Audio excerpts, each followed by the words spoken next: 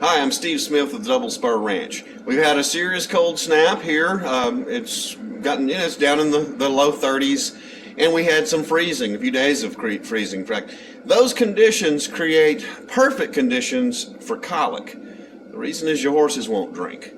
I wouldn't want to stick my face down in icy water either, and of course if the trough plumb freezes, well, they couldn't do it if they wanted to. Oftentimes horses just simply won't drink when they really should be when it's really cold.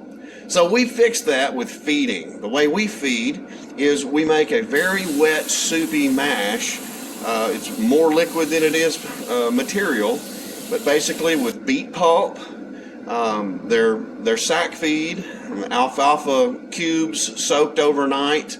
It just turns into almost like gumbo, but it's a big giant bowl of soup, big bucket of soup, and that's what they'll eat. In fact, I tend to make them several feedings a day with smaller amounts, maximizing how much hydration I can get in them to keep them from colicking. But I don't feed them any dry hay, I don't feed them any dry feed or anything until the weather clears out, things warm up, and they'll get to where they're ready to drink again. If I do give them hay, it's going to be in a hay sack, a net bag that's been wet so it has moisture in it. But that way, you're getting moisture in, they're not overeating, they're not gorging themselves, and it minimizes the ability for colic. Of course, you want to add lots of electrolytes and things like that to keep them hydrated and at least wanting to drink.